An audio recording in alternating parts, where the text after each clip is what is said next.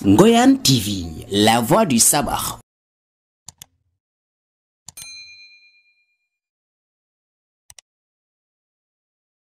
En l'occurrence, M. Maïdiago Babada et M. Pape Sambagay. Je salue aussi l'ensemble des étudiants de la commune de Ngayen et ceux du département de Nioro de façon générale. Je voudrais aussi adresser des salutations très spéciales à deux personnes qui m'ont fait un très grand plaisir et un très grand honneur en répondant en venant assister à cette conférence. Il s'agit respectivement de M. Cheikh Diop, qui fut mon maire de CICP, et de M.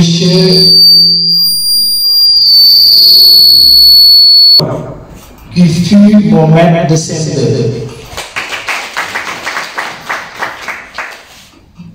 Vous, M. Diop et M. Ndao, je vous dois gratitude, reconnaissance et des remerciements qui tendent vers l'infini. Vous avez été au début et à la fin de mon initiation à cette langue que j'ai rencontrée. Vous en avez fait la présentation. Je l'ai rencontrée, je l'ai aimée, comme je l'ai dit, je l'ai épousée et Dieu m'a permis d'avoir un premier enfant avec elle.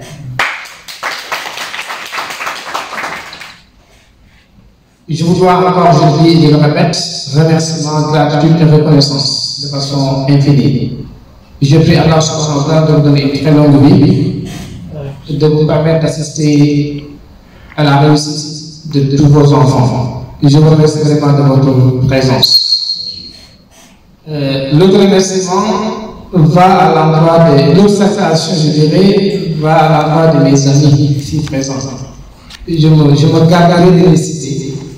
Mais il y en a beaucoup qui ont effectué le déplacement pour vraiment venir assister à cette conférence. Je vous en remercie. Je salue aussi mes anciens élèves qui sont là dans la salle. Il y en a qui sont là. Je vous salue et je vous dis que je suis très content aussi de vous. Après quelques années. Je salue aussi notre ami, spécialement M. Babacar Badian et la joie de Badian. Je connais à l'université, on a fait ensemble la première année jusqu'au master. Et on a épousé le même métier. Il demande une personne que je respecte et estime beaucoup. Non seulement du point de vue social, mais je suis dans le métier que nous aimons et que nous exerçons. L'autre personne que je me permettrai de citer, vous m'excusez, c'est un ami, un frère, Moussa Sall, il vient de venir de savoir, qui de façon très naturelle a effectué le déplacement uniquement pour pouvoir assister à cette conférence. Après cela, je vous dirais que je me réjouis triplement aujourd'hui. D'abord, je me réjouis pour le choix qui a été porté sur ma personne. Je dirais que c'est un choix qui est dicté, plus dicté par l'amour et la considération et l'estime que vous avez envers ma personne, et moins par une quelconque science avérée peut-être dans la matière. L'autre facteur de réjouissance, c'est que cette journée, cette activité nous a permis, bien dit le président, au-delà de la casquette originelle, de la casquette principale qu'on a fait porter à cette journée, c'est-à-dire cette conférence et ce logo qui est organisé pour la coordination des étudiants de guerre. La tenue des choses a pris notre allure. C'est devenu un moment de retrouvailles. Ça m'a permis de retrouver des choses que je n'ai pas vues depuis plus de 25 ans maintenant. Ça a permis à M. Diop de rencontrer M. Ndao, ne sont pas vus depuis longtemps. Ça m'a permis de voir mes amis que je n'ai pas vu depuis longtemps. Ça m'a permis de voir mes anciens élèves de Mienlana, mon premier poste. Ce village qui m'a accueilli et m'a adopté et m'a donné tous les honneurs dû à une personne. Le troisième facteur, et dernier facteur de réjouissance, c'est à l'endroit des étudiants de la coordination des élèves et étudiants de Gaël. Je me réjouis vraiment de votre sens de la responsabilité et de la profondeur de votre conscience. Pourquoi? Vous avez décidé et choisi d'organiser ce logo cette journée en organisant une conférence qui va parler dans le thème s'intitule ainsi l'étudiant face aux réalités universitaires et au marché de l'emploi. Le choix de ce sujet est très révélateur de votre sens de responsabilité et de la profondeur de votre conscience. Mais surtout de votre conscience quant à la lourdeur de la tâche qui vous attend et quant au niveau très élevé des défis qui vous attendent. Vous êtes étudiant, vous êtes à l'université. Il y a des nouveaux bacheliers, vos petits frères qui viennent d'arriver. Ils ont besoin d'être imprégnés. Ceux qui étaient là ont besoin d'être imprégnés. Parce qu'on peut être dans les milieux sans pourtant maîtriser tous les facteurs qui le gouvernent. Il y en a qui sont là, on peut leur poser des questions sur certaines choses à l'université, peut-être qu'ils ne sont pas en mesure de vous répondre carrément. Au-delà de cela, c'est un milieu assez stressant, avec beaucoup de pesanteurs qui nous desservent parfois, qui nous font franchir de temps en temps. Au vu de ces situations, l'étudiant a besoin, par moment, de se pencher sur certaines questions, d'y réfléchir, afin de dégager des pistes de réflexion, à même de les amener, de nous amener à trouver des solutions par rapport à certains problèmes, à certaines questions qui sont soulevées. Et ces problèmes-là, l'université n'en manque pas. Elle en a même à gogo, je peux dire. Donc, c'est par acte de conscience et par un sens très élevé de la responsabilité que vous avez eu la conscience de choisir ce thème qui sera le sujet de cette conférence. Je le répète, l'étudiant face aux réalités universitaires et au marché de l'emploi. Ces deux notions qu'on va essayer peut-être de faire une petite définition d'abord, la notion d'étudiant et la notion de marché de l'emploi. De façon très concise et de façon très ramassée, l'étudiant ne désigne rien d'autre que toute personne faisant des études supérieures, des études universitaires, par moment une formation professionnelle. Le marché de l'emploi est directement, de façon quintessentielle, il est lié à l'étudiant. En ce sens que tout étudiant pense, ou bien tout étudiant a dans un coin de la tête l'idée d'un futur travail, d'un futur emploi, d'une future profession qu'il va exercer afin de réussir peut-être un peu sa vie sociale.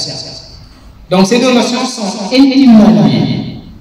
L'étudiant, on ne peut pas parler d'étudiant sans pourtant avoir la prévoyance ou bien l'audace de projeter en parlant du marché du travail. Mais ce marché du travail est gouverné par un certain nombre de facteurs. Peut-être qu'on va y revenir. Qui parle du marché du travail, de l'emploi, parle de demandeurs d'emploi, qui sont représentés à la fois par les étudiants et les diplômés, ceux qui ont déjà eu un diplôme professionnel.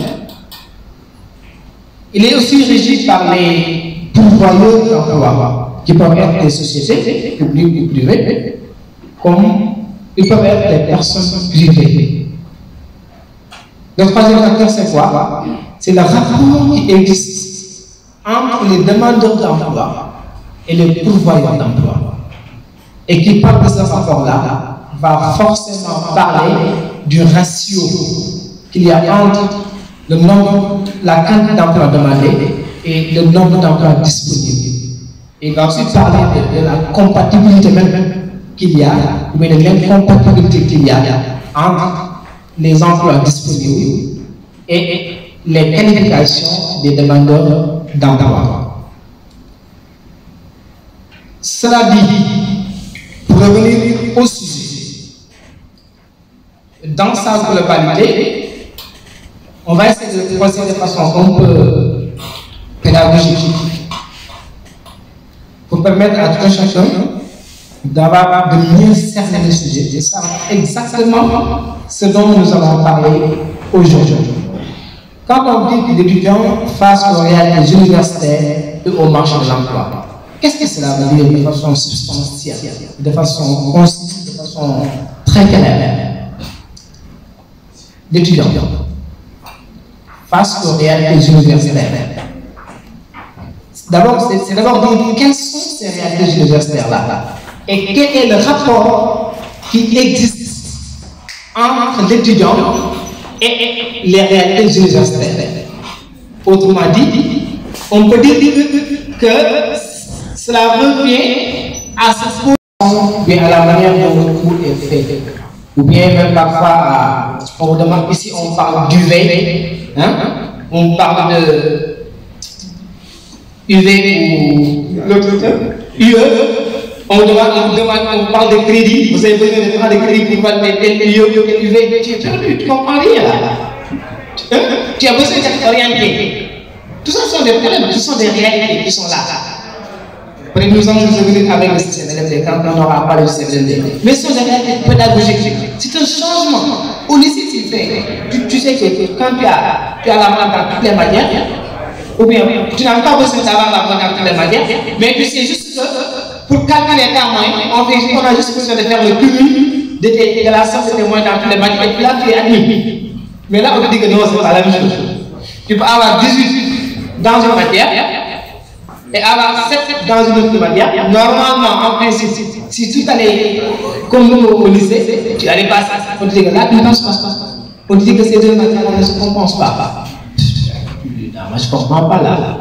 C'est un problème. Ça sont des réalités. Ce sont des réalités vraiment. Ce sont des réalités socio-pédagogiques. Mais là, je vais permettre pour évoquer toutes ces réalités-là et ce changement d'atmosphère, ce changement plus que d'atmosphère. En préparant ce sujet, j'ai pensé à un texte que j'avais écrit en 2017. Et c'était juste après le bac. J'ai pensé à tous ces nouveaux bacheliers très enthousiastes. Ils ont hâte de retrouver, d'aller à l'université, de découvrir ce filière. Et que malheureusement, ils sont déçus. Et le texte que je l'avais intitulé, je vous permettrai un peu de le lire. Je l'avais intitulé du rêve à la réalité cauchemardesque. C'était l'intitulé du texte. Du rêve à la réalité cauchemardesque. Et je disais, mes frères et sœurs, comme tout bon et ambitieux élève, vous avez certainement longtemps rêvé de décrocher votre baccalauréat et en train de faire pied dans le monde universitaire et des études supérieures. Les années n'ont pas été du tout repos, elles s'y succédaient et se ressemblaient. Elles ont parfois été allongées par les grèves imprévisibles des enseignants avec des doléances qui semblent incurables et sans solution, de nature à les éradiquer. Les difficultés familiales et la conjoncture sociale aussi ont parfois semblé vous mettre le bâton dans le roue. Le rêve aura été en gestation pendant 13 longues années pour certains, voire plus pour d'autres. Mais malgré tous ces paramètres dissuasifs, vous avez su maintenir le cap en vous armant de persévérance et en étant stoïque. Pour bien ajuster votre tir, vous n'avez pas peur de devenir votre cible, la baccalauréat. Et vous avez toujours mis toutes les armes de votre côté afin de mener bien ce combat. Les difficultés ne vous ont jamais ébranlé. Votre avidité d'avoir ce diplôme a toujours été davantage attisée par ces nombreux étudiants du quartier ou du village dont la pratique mentale et la misère sociale qui caractérisent leur vie estudiantine se cachent sous leur chemise et pantalon. Voilà, vous êtes là au village, tu penses à l'université c'est rose. Parce qu'il y a l'étudiant pour sa salle qui me dépasse tous les jours avec une jolie chemise, donc pantalon vraiment très bien repassé, alors que dans les poches, il n'y a rien du tout. Et je continue à dire, sous cette apparence luxueuse se cachait une réalité que tu découvriras plus tard. Ces étudiants du quartier et du village ne vous ont jamais pu faire part des nombreuses difficultés et épreuves auxquelles ils font face tous les jours à l'université. Les gloires de vous-même, d'ailleurs, s'ils vous en avaient parlé. Quand l'esprit et le cœur sont occupés par la beauté du rêve, les yeux sont aveuglés devant la réalité par cette lumière que dégage cette chimère embellie. Par contre, ce n'est point votre rêve d'une vie étudiantine rose qui changera la réalité de ce milieu spécial.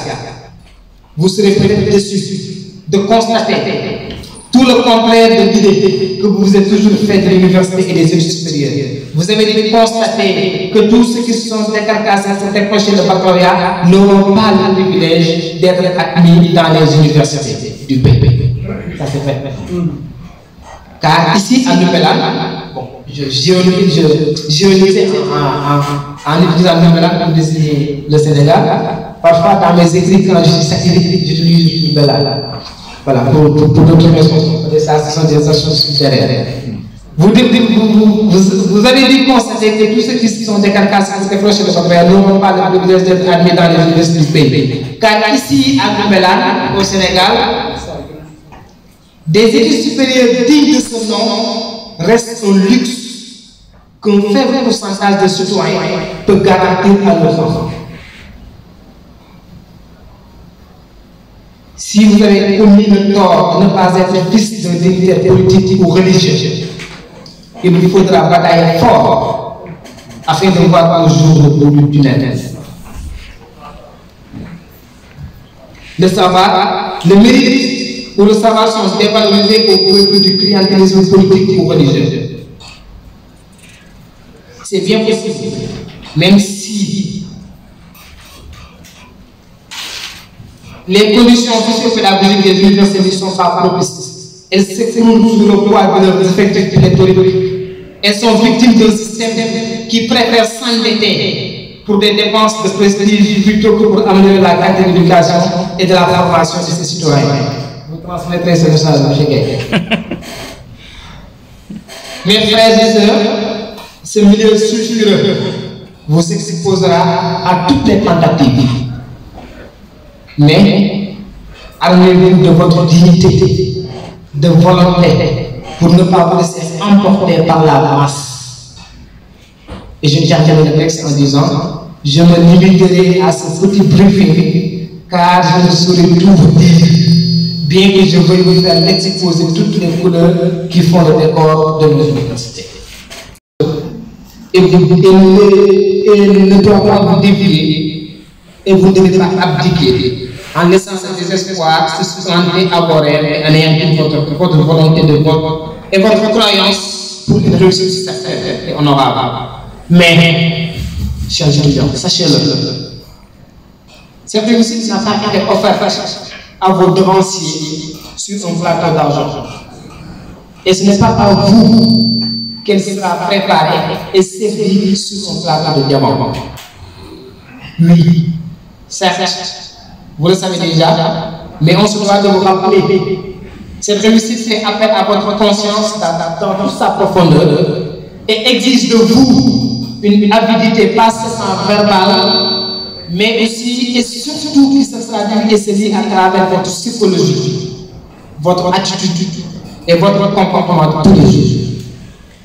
Pour vaincre toutes ces difficultés et ne pas vous laisser nommer par les réalités d'un système qui semble humiliable, vous, étudiants, devez avoir en bandoulière du courage, de la volonté, de la détermination et surtout des objectifs et une ligne de mire, en ce sens que ce sont nos objectifs qui déterminent en grande partie notre attitude et les actes que nous posons. Pour ne pas sombrer dans ce milieu et pour en sortir avec des résultats escomptés, l'étudiant doit préalablement définir ses objectifs. Tout acte qui n'est pas sous-tendu par des objectifs clairement définis est très souvent voué à l'échec. Mais ce n'est pas tout, chers frères et étudiants. Tout contact avec un corps étranger ou avec un environnement nouveau entraîne très probablement chez l'individu des mutations suite d'ordre comportemental. On subit forcément l'influence de notre milieu et de nos compagnies. Mais ne soyez pas aussi facilement malléables. Soyez forts dans vos principes et vos valeurs. Ne cédez pas au conformisme qui tue la conviction. Pour vaincre ces difficultés, amenez-vous de courage et ne tentez jamais de vivre vos soucis. Je l'ai dit et je le répéterai. Fixez-vous un objectif au lieu de vous inscrire dans un suivisme et un milieutisme aveuglé.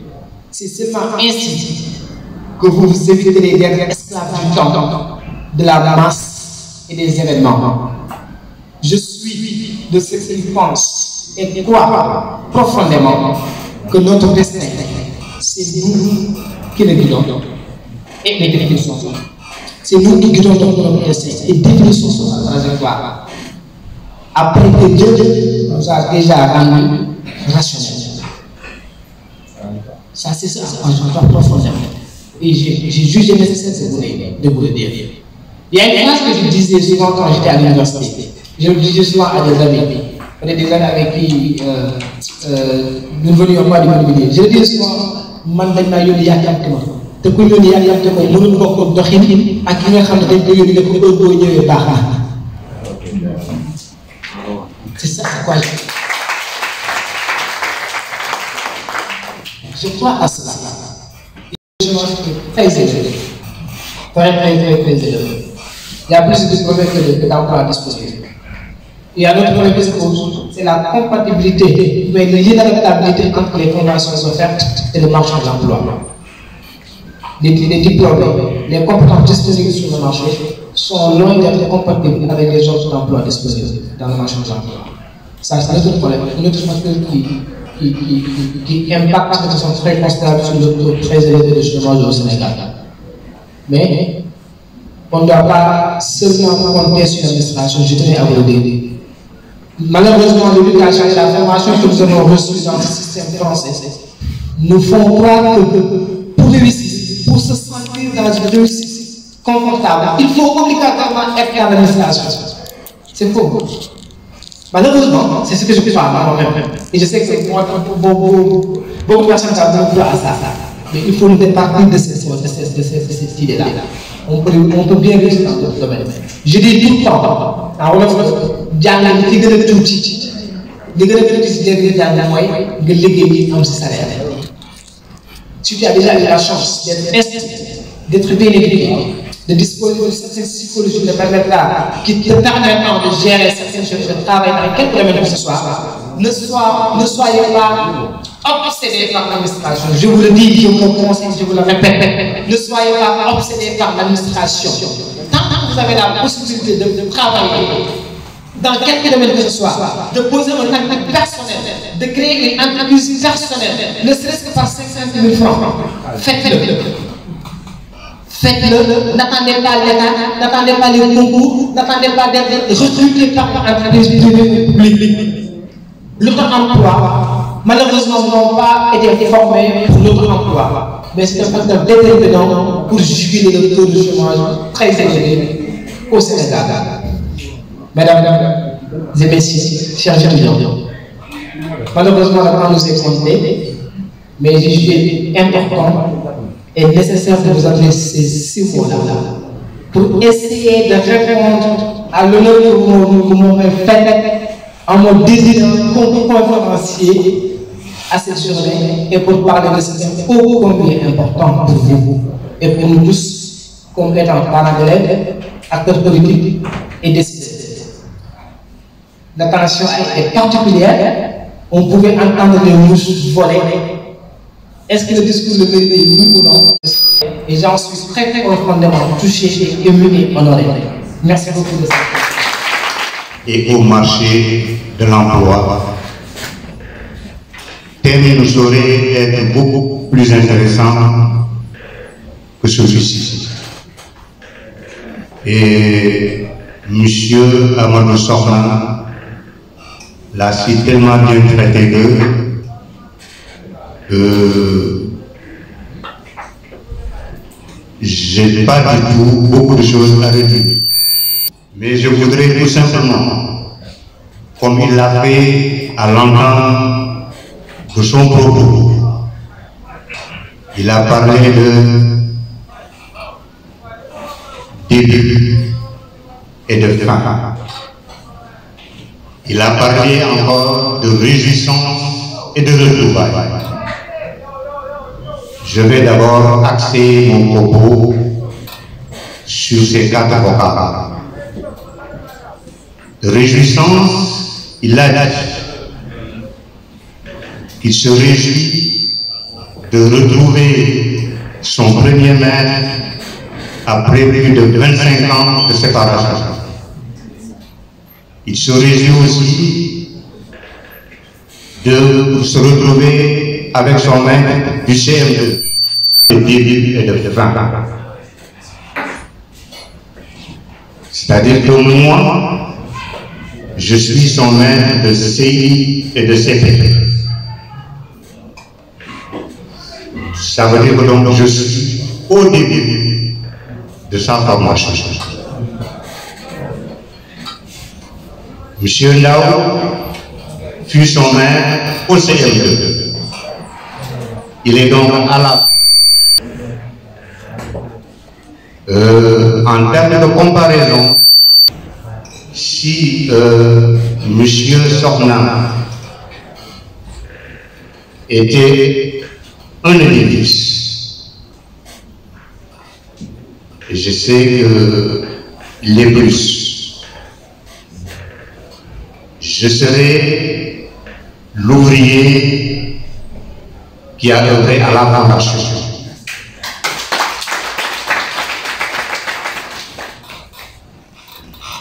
Et M. Ndao serait l'ouvrier qui a participé à la finition. Donc j'ai permis à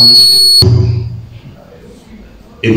Ndao a fini la formation en mettant le doigt pour que les intempéries ne puissent l'atteindre. Donc c'est pourquoi je me réjouis fort bien d'être là aujourd'hui. La réjouissance est d'autant plus grande. La réjouissance est d'autant plus grande que j'ai trouvé mon ancien élève il y a 25 ans. Je trouvais à ma place et moi j'étais à sa place. Aujourd'hui c'est l'inverse. Et cela me fait beaucoup plaisir. Cela montre que mon œuvre, notre œuvre, M. Ndao et moi, n'est pas perfecte. Merci. Je remercie aussi les étudiants et élèves de Ngaye qui ont porté le choix sur Amadou Sokhna.